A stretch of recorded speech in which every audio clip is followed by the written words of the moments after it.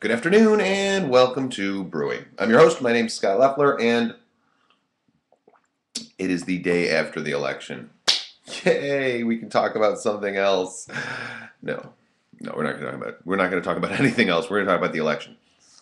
And we'll probably do so for the next several days and try and figure out some things, dissect some information, and figure out what it all means. Because that's what you really want to know, right? You know the numbers, you know what happened, but what you really want to know is what does this all mean? I mean, does this mean that everybody loves Barack Obama? Does it mean that everybody hates Mitt Romney? Does it mean that we really are a socialist nation, which has decided to turn Muslim and whatever else it is that we allegedly do if we vote for Barack Obama. Now, we talked yesterday, of course, and I voted yesterday. Um, I didn't vote for Barack Obama. Everybody knew that I wasn't going to vote for Barack Obama. I'm okay with him winning, though. More okay than I would be with Mitt Romney winning. However, I'm not going to gloat. And I don't want anyone else to gloat either.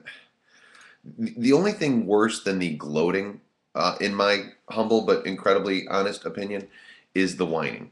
Um, and I went through my Facebook feed this morning and found anybody gloating and found anybody hiding and hid them because I don't want to hear it.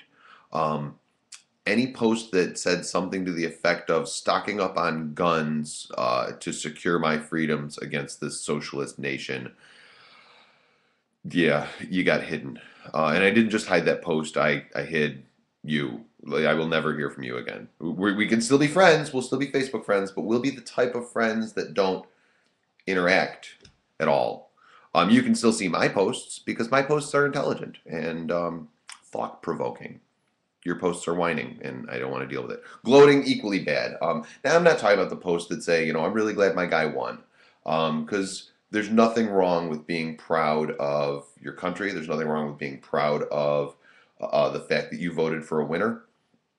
Um, but any post that's like, yeah, yeah, Republicans suck and Democrats are awesome, yeah, no, you're going to. Because, look, I like politics. I like partisan politics. It's what I went to school for, political science. Doing what I love, talking about politics on a daily basis here on the interwebs. The only thing that would make it better is if I got a huge paycheck. Although, and this is very minor compared to the rest of the world, but I would like you to look over my shoulder right there. See that? See that? Yellow bananas. Bananas. Bananas. They're finally yellow. They've been green for like forever. In fact, my girlfriend pointed out the other day, she texted me, she's like, your bananas are still green. Which was her way of saying, I watched your show today. So thank you, dear. They're yellow now. We can eat them. Will we eat them? I don't know. We'll probably wait until they turn brown and then make banana bread out of them. But no, I like bananas, so we'll eat the bananas. Back on track, easily derailed. My name's Scott Leffler. You're watching Brewing, and I'm drinking coffee this lovely morning. Afternoon. I don't know what, dude. I didn't get out of work until almost 5. Election nights are always, I don't want to say problematic because they're fun, but they always offer difficulties in newsrooms for a variety of reasons. We're waiting on returns, we're waiting on reporters, we're waiting on photos, we're waiting on this, we're waiting on that. Yesterday was no different. Monday afternoon, we sat down, we hashed out who was going where, who's covering what, where we're getting what from. We get photos from the presidential election from the Associated Press. We get photos from the congressional election from the Associated Press. But then, lo and behold, I got a text message from a friend of mine yesterday. He was like, hey, I'm doing this thing. Do you want photos? Yeah, heck yeah, send us some photos. So a former photographer that worked for the news group who now works on his own. And I was like, yeah, send those photos. They never came. But whatever. We had one photographer who was supposed to cover an event, and like an hour before the event started, is like calling me to be like, "Hey, do you have somebody that can cover that?" No, that's why I asked you to do it. Um, we got politicians not showing up where they're supposed to. We got the president doesn't go on to speak until 2 in the morning practically. So as of like nearly 2 a.m., our deadline, by the way, was 12:45. As of nearly 2 a.m., we had no real good pictures of the president. So we're waiting to make the cover. Cover of the paper today, the cover of my paper today, the Lockport Journal. gorgeous. I liked it a lot. Real group effort. Um, Reporters, editors, page designers, all involved, and I thought we put out a really, really good product. My humble, not humble, I don't do anything humbly, my honest opinion. So last night, I'm at work, and we had election pages, and then we had regular news pages. The election pages, we had to wait until all the stuff came in. The regular news pages, we got out of the way really early so that we could focus on the election stuff. Long story short, I had a lot of time to sit at my desk and peruse websites and watch television. I watched the election coverage mostly on NBC. They dusted off Tom Brokaw. I like Tom Brokaw, although is it just me or does he look like Chevy Chase now, or does Chevy Chase look like him? At some point I looked at the TV screen. I was like, why is Chevy Chase on TV? But then it wasn't Chevy Chase. It was Tom Brokaw. But seeing Tom Brokaw really made me miss Peter Jennings. He was always my favorite. And yeah, Brian Williams comes close. I like Brian Williams a lot, but he'll never be Peter Jennings. A Canadian, by the way. Canadian comes down to America and he's like, no, this is how you do news, yo. So, speaking of Canadian, I have a Canadian friend who I've mentioned on occasion. She's texting me last night because she's worried. Whenever I say the word texting, little idiosyncrasy for Scott Leffler. Whenever I say the word texting, I do this. Don't know why. It's kind of like the bananas thing. B-A-N-A-N-A-S. Texting. I have to do the texting thing. And you can't see it, but I'm doing this down here. So she's texting me last night because she's worried because in Canada they're really afraid of Mitt Romney. As apparently they are throughout the rest of the world. So I'm like, chill. Everything is going exactly as expected. She's worried about the South all becoming red. Of course, because Canadians don't know American politics, but they know when the election is, which is, I don't even know when the election is in Canada, but it seems to me like they have an election like every 3 months or so. Like every 3 months there's like a no confidence vote. It always seems like there's an election going on up there. But so I'm watching the returns and texting friends and family and loved ones and etc. And perusing websites, watching more TV, going through numbers. I hate math. I don't like math. It's not any fun. But for some reason or another, this electoral college thing always excites me. A friend of mine posts on my Facebook wall, hey, Scott, can you explain the electoral college to a friend of mine who doesn't get it? Turns out his friend was his wife. And yes, I explained it. The electoral college is good. For anyone who's like, I don't get the whole electoral college thing, it's good. Let's just keep it. If you get it, cool. If not, whatever, we need to keep it. We need the electoral college. It's something that the founders put in place for a reason, and we should keep it. That's just my personal opinion, but it is what it is. So, when all the votes came in, it looks as though the president wins by an electoral college vote of 332 to 206. He also won the popular vote by a couple percentage points, which is higher than I expected him to. And actually, the 332-206 is higher than I expected. I was thinking something in the 290 range. So 332 is really big. But I didn't expect him to win Florida, for example. And I didn't expect him to win Virginia. So right there's 42 votes. Puts us at 290. But he pulled those states out. Although Florida has yet to be called. They have not yet said that Barack Obama won Florida, although I have no idea what they're waiting for. Because all of the votes that aren't counted yet, well, not all of them, but the majority of the votes that aren't counted yet are in Miami-Dade County, which is blue, like blue, like really blue like my shirt blue. It's blue. So most of the votes that are not yet counted are going to go for the president. There's also some votes outstanding in Palm Beach County, I think, and then some in Brevard County. Now, Brevard County's red, but there aren't nearly as many votes to count there as there are in the blue counties. So I don't know what it is that they're waiting for. My nose itches. What does that mean? It means I'm going to kiss a fool, correct? I think that's what that means. Whatever. Anyway, looks like we're at 332 to 206 once they count Florida, because I don't see Florida going any different than it is right now. Nate Silver looks pretty smart, doesn't he? I've been using Nate Silver numbers for the entirety of when I've done this show. I used it on my old show. I've talked about Nate Silver in columns. I've talked about Nate Silver in blog posts. The conservative types hate Nate Silver right now because he was projecting wins for Democrats. They didn't hate him so much in 2010 when he also projected wins for Republicans, but now that he had projected wins for Democrats, he's some Democrat hack. So they got their own analysts to come up with their own numbers to say, no, this is really what's going to happen. And do those people look stupid or what? I'm watching TV last night. After everything was done, Joel Giambra, who is the former county executive in Erie County, the county over from mine, is they're re-airing this broadcast that was done before the vote started coming in, and he's talking about all the things that are going to happen. And the first time he said it, like when he said it live, it sounded kind of silly. When it was re-aired after like everything had already happened, he's like, "Oh, this is what's going to happen." He looked extra stupid. And of course, hindsight 2020 and all that. But some people use numbers. Other people go by their gut instinct. You can't gut instinct an election. You just can't do it. Which is why Nate Silver's model works so well and has time and again and will continue to. Whatever the New York Times pays him, they should double it. Like as of today, he should get double. Because everybody in the country is talking about Nate Silver again. As well they should, because he did well. Now, some things that happened that weren't expected. For one, the president got more electoral votes than he was supposed to. Silver had him getting 313, 225 for Romney. That's 19 that would have gone to Romney instead of Obama.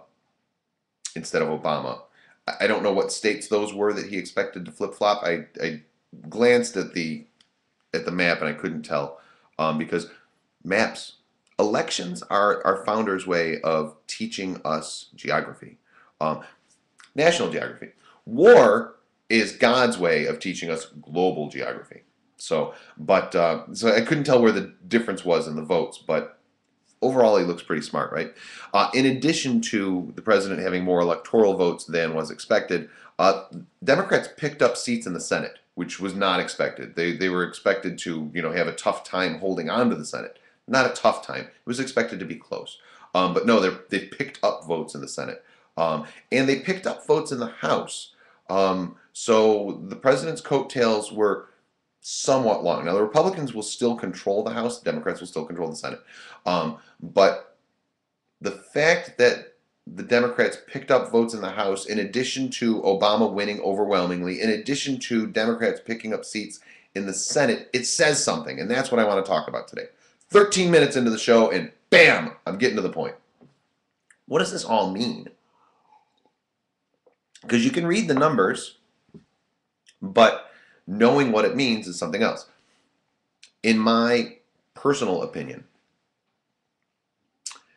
what happened at the polls yesterday was in essence a repudiation of Tea Party politics. Voters they don't like to be told what to think. And I think that happens a lot. And although people aren't thrilled with where the country is, and may not even be incredibly excited with where it's headed, what they don't like was the possibility of going in the other direction. The president's campaign slogan was forward, which intimated that his opponent wanted to go backward, which I think in a lot of ways is probably true. Nobody likes to go backwards. You like to go forwards. And that doesn't necessarily mean do everything I say, but let's just keep moving. Just keep swimming. Just keep swimming. So I think that a lot of what happened yesterday at the polls was people's way of saying, we don't like that old school thinking. We don't like that style of thought. We don't like the hate. We don't like the division. We don't like the derision. We're going to go this way. I think in large part, this is really, really, really bad for the Tea Party. Now, there are some Republicans who are saying this morning that Mitt Romney's real problem is that he was too liberal. He wasn't conservative enough, and so the base couldn't get behind him. I think the base was behind him just fine. They might not have been thrilled with him, but Republicans tend to vote for Republicans. I've always believed that to be the case. And Republicans vote. Like if it's raining, if it's snowing, if there's a blizzard or a hurricane, it doesn't matter. Republicans go vote. Democrats vote when it's nice out. They vote when it's convenient. They vote when it's easy. Typically, although 3-hour lines in Florida, what the hell is that? That's just dumb. There's no reason to have 3-hour lines to vote. I waited for like 5 minutes and I thought that was too much. So I've always found that Republicans vote. Republicans vote no matter what, and they vote Republican. Democrats, they're more wishy-washy is really the only thing I can think of. You could say that they're more reasonable, but they're not. They're just wishy-washy. Look, I live in the Buffalo region. We love the Buffalo Bills when they win. And we don't like them at all when they lose. Now, yesterday, I was wearing a Buffalo Bills shirt because they're still the Buffalo Bills. And they're still my team. But I don't get excited about them. That's the way Democrats are with their candidates. When their candidates do well, they like them. They're very bandwagony, in my opinion. I know I'm overgeneralizing, and I have a tendency to do that. Not everyone is X, and not everyone is Y. But I find that by and large, Democrats are easily influenced by outside forces, where Republicans are just, no, we're Republicans, Ronald Reagan is God, and we win. England prevails. Sorry, that's V for Vendetta. Because the other day was Guy Fawkes Day. I don't think I mentioned that, and I feel really bad about it. But yeah, the 5th of November was Guy Fawkes Day. I watched V for Vendetta, which is an annual tradition. Actually, I usually watch it a couple times a year, but always on November 5th, because I'm very much into calendars. So, Democrats vote their conscience. Republicans vote Republican. That's not to say that Republicans don't have a conscience. Some of them do. But oftentimes I think that Republicans vote more.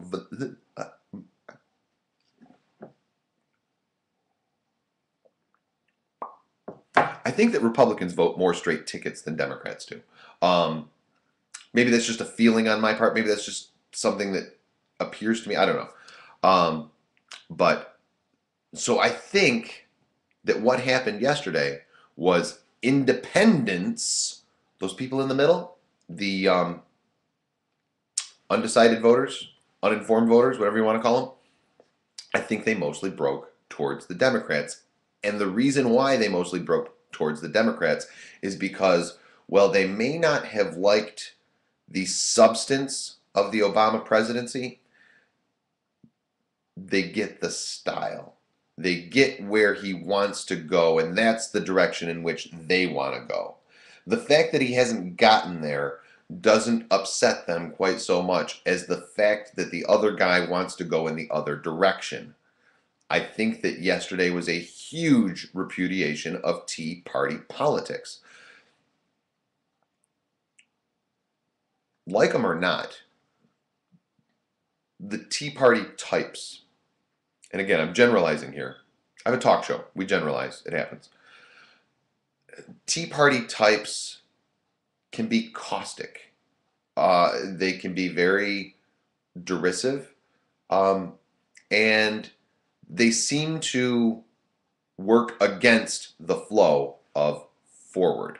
So anyone who says, no, let's go forward, they're working against them. All the while asking the people who are going forward, why do you hate America? I think it's funny. We're going to see this in the next, over the course of the next few days, weeks, months, whatever.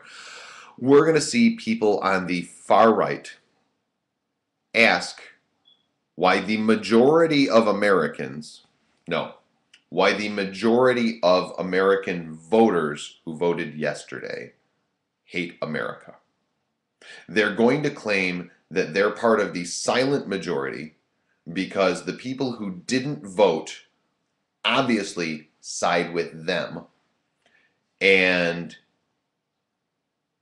we're going to see division continue.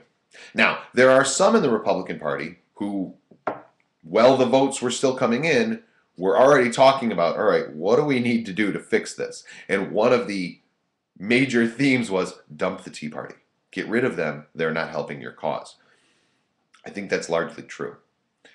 They were talking about being kinder and gentler to Hispanics because a lot of Republican policies have not been so. They were talking about taking it easy on women's rights issues. And I use the air quotes because they do. Because they don't believe that there is such a thing as women's rights. They don't believe that there is such a thing as gay rights. They don't believe that there is such a thing as anything other than the right to trample over anyone who's not you. So Republicans last night were really trying to figure out, where to go from here. And they're still going to continue to do so. And there's going to be a large division in that party. There's going to be people who are on the far right going, no, the problem is we're not far right enough. And then there are going to be people who are closer to the middle going, no, you people are crazy and we need to get rid of you if we ever have a chance. I can envision the Tea Party basically breaking off from the Republican Party. I can envision the big tent that the GOP is saying, this tent isn't that big, you people need to go. Because the Tea Party makes them look bad. And I think that's what happened yesterday. I think there were a lot of people in this country who went and voted and said, all right, my choices are Obama or the Tea Party. I think that the Tea Party has become synonymous with the Republican Party, and I think that they're going to grow. They're going to figure out that that's not good for them, which by and large will be good for the country because what I like is a centrist party. The Democrats on the far left are crazy. The Republicans on the far right are crazy. The people in the middle are kind of the ones who should be making the decisions. My personal opinion, which is why I'm not registered with either party because I believe some things that the Democrats believe and I believe some things that the Republicans believe. I'm a registered libertarian. That's how I vote. I had 2 opportunities to vote libertarian yesterday and I did. Yay! Which means my people didn't win. The one race that I voted for in which my candidate had a chance, they didn't win either. So yesterday, of the 5 elections that there were, I didn't vote in 2 because they weren't contested, and the other 3, my candidate lost. I don't have a very good track record when it comes to voting, but I woke up this morning with a clear conscience because I voted my beliefs. Gary Johnson, the guy that I voted for, got about 1% nationwide. Not bad. He was on the ballot in 48 of 50 states, and overall got about 1%. He got like 0.7% or 0.8% here in New York, and I'm proud that one of those people that voted for him was me. So that's interesting. I think what we saw yesterday will continue as a trend. I think that between now and the inauguration, more people will break towards Obama. I think that he has gained some political capital, as George W. Bush put it when he won re-election. I think that it would be very dangerous for him to exert that political capital, though. I think one of George W. Bush's flaws was that once reelected, he decided to steamroll everything because he said, hey man, I got a second term, I can do whatever the hell I want. You can, but you can't. You need to be careful. I think that this leaves, and forgive me for going here, but I think that this leaves 2016 completely in the air. There's no way Joe Biden runs. And the Republicans don't have a standard bearer. The Republicans don't have anything really. The Republicans have not won a presidential election without a Bush or a Nixon on the ticket since forever ago. Decades and decades and decades. So I'm thinking that Jeb Bush might start to look good to the Republicans. I don't know. We'll have to see what happens. Chris Christie, by the way, the governor of New Jersey, looks really good today, doesn't he? He praised the president. He stepped outside of partisan politics. He refused to go to a rally in Pennsylvania that Romney had invited him to because, I don't know, there's like a whole disaster thing going on in New Jersey. He looks good today. Expect to see him on a treadmill because one of the things that people don't like about Chris Christie is that he's a big guy, and Americans are superficial. We like tall, skinny people. That's just the way it works. I mean, look at the presidential candidates over the past 50 years. Pretty much tall, skinny people. So expect to see Chris Christie on a diet. If you start to see him shed pounds, that is his announcement. He does not have to announce that he's running for president. He just has to diet. That's all the proof that I need. What else? Oh, there were other ballot measures that show the progressive side to this election. In Colorado and Washington, for example, marijuana was legalized. Not medicinal marijuana, recreational use. If you go to the state of Washington or the state of Colorado, you can buy and smoke a joint. I think that's awesome. Now, I don't do drugs, except for this. But I don't have a problem with people that do. Whatever. So I think it's fun. I think it's noteworthy and interesting when states break from the norm and say, you know what? Let's legalize pot. Some states started doing that a while ago with gay marriage. More states voted yesterday to approve gay marriage. Between the pot smoking and gay marriage, further signs that the nation took a slight tilt to the left in this election, which is not what we had been doing. We've been going right, even despite the election of Obama. We've been going right. I think that this is the pendulum swinging, and we're going to go a little bit to the left. I would expect, and I know I'm 2 years out here, but I would expect that unless the president does something really stupid, Democrats will pick up House seats in 2 years. I think that Obama's coattails are going to continue to grow. I think that people that currently are on the fence about him are going to decide that they like him. Why? Because other people like him. Because humanity as a whole is somewhat bandwagony. So I don't know. That's my take on the election. I think that a lot of this is still going to continue to come out, and I think that we're going to continue to talk about it for a while. Ironically, my congressional race, which had the very conservative Chris Collins running against the moderate Democrat Kathy Hochul, Collins won, and he didn't win overwhelmingly, but he won, and I think that I don't get it, to be honest with you. Now, my congressional district is red. It's drawn as a Republican district, but I'm kind of surprised. Not surprised so much that Collins won, but the fact that we know this morning that Collins won. I thought we would have to wait for absentee votes. I thought it would be that close. So I don't know what that means. On the local level, sometimes numbers are difficult to parse. Kathy Hochul, the Democrat, did win my county, which is interesting because it's not always a blue county, although we voted for Obama this time and last time. So it's bluer than some think. But she won my county, but she lost the race overall. I'll have to dig into those numbers and see if I can figure out more about that. And maybe we'll talk about that later. Or maybe not, because you probably don't care about my congressional district because, you're in Idaho going, Loeffler, nobody cares. Shut up. Just eat your bananas and go home. I'm already home. I'm in my kitchen. Dow Jones took a bit of a skid this morning, down about 300 points. Or it was as of right before when I started the show. Maybe it's bounced back a little bit. I expect it to bounce back before the end of the day.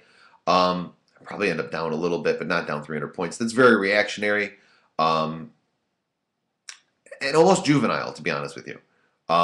That sort of reaction is not all that dissimilar from the reaction of people going, I got to stock up on guns. There's a black guy in the White House. Because really, that's what it comes down to. There's a Muslim. I used to have this guy that called my show all the time. He couldn't say Muslim. He called them Muslims. There's a Muslim. Assholes. Whatever. Anyway, 30 minutes. That's how long today's show is. Today is the day after Election Day. It is Wednesday, November 7th.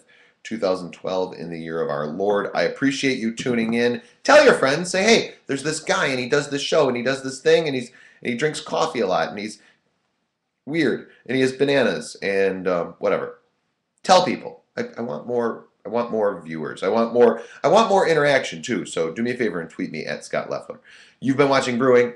I've been your host, humble host, seldom humble, but host nonetheless. I'll see you tomorrow. Thanks.